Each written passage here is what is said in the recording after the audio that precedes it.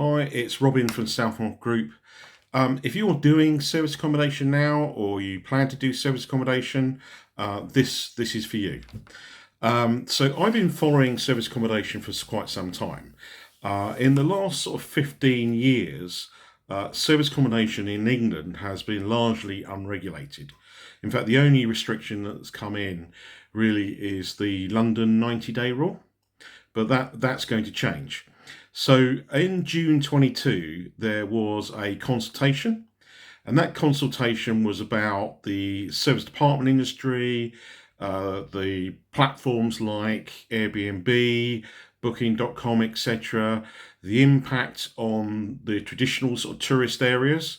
And this was actually, the government's actually lobbied by UK hospitality, and that's the body that supports the hospitality industry in the UK. So, what they're talking about within this consultation is the implementation of a tourist accommodation registration scheme. Well, what does that mean for you?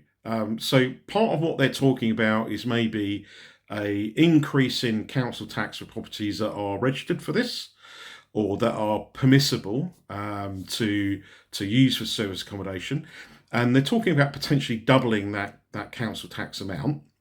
The second thing they're talking about is maybe permission needed for properties, so residential properties, to use for service accommodation. So if you have a house, a flat, a typical residential unit, there's no separate planning class for service accommodation. But C3, which is your typical residential things, have been used for guest accommodation. So what they're talking about within that parameter is permission, is the fact that you would have to get planning permission for a planning class like C1, which is hotel, guest house, bed and breakfast, etc., to be able to use that property for service accommodation for tourism or even contractors. It's the same sort of thing. So one of the key things that they've been looking at within this review is that the traditional sort of hotels and guest houses and things like that, they have a level of regulation. And UK hospitality has been talking about, has been lobbying the government with this non-level playing field. And I guess you can understand that to a certain element. The fact that the regulations on sort of B&B and guest houses and hotels are significantly higher than what a landlord would do if he was using an apartment, for instance, for SA, you can understand that there is a bit of a gap. So this is all being dealt with under the premise of the levelling up and the regeneration bill. And in particular, Section 76 talks about the council tax elements, and I will post all the links following this as well, so you can have a look. But some of the other things that are going to come into account may be things like fire regulations, overheads for a license fee, or actually not being permitted to actually use a residential property at all for SA. Now, this is particularly in certain areas of the country which are tourism heavy, and the impact on that community is that basically all the houses in a particular village are basically used for service accommodation. So it's pushing the price up for the locals and also pushing all the locals out of their own village. So you can understand the government's actually trying to look at all the different things and trying to come out with, a way forward. And it's not really different to anything else in the property market. It's just another game of snakes and ladders. So we find an opportunity that can actually add value to the business, and then it gets popular, a lot of people come aboard, and then the government thinks, well, we either need a slice of that or we need to regulate it, etc.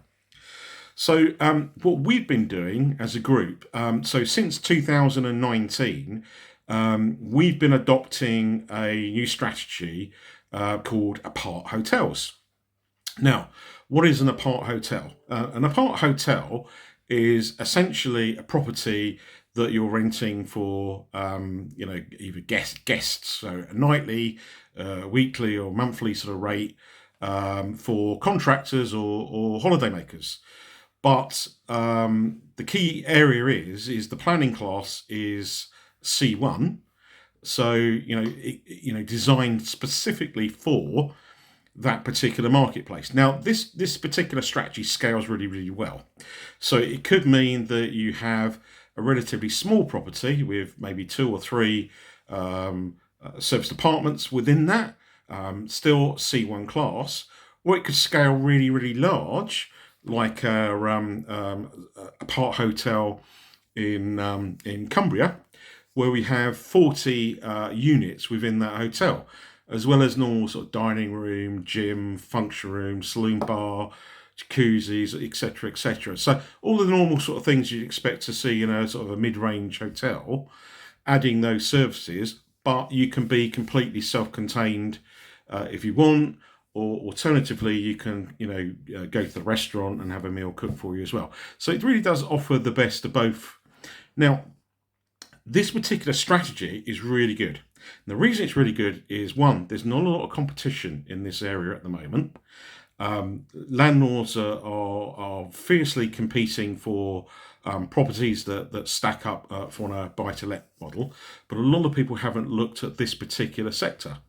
So there are some opportunities here right now. Secondly, from a planning perspective, you don't have things like minimum space sizing, which came in October 21, I believe. So it's 37 square meters for a sort of studio apartment, and it gets bigger the more and more bedrooms that you add to it. So with C1, you don't have those particular restrictions. So what that actually means is you can get more density within your development, and again, more profit on the output. And then lastly, there's a range of value-add services that you can offer to your guests over and above what you could basically rent an apartment for. So for instance, in a hotel, we've got like the restaurant, the bar, and things like that. But it could be, a small apartment block where you've got half a dozen apartments in. You might have laundry facilities on a coin op. You might offer different things within a vending machine in the hallway or something. You might offer different value adds in terms of internet package or entertainment packages and things. So there's opportunity to upsell over and above what you can do to the residential market.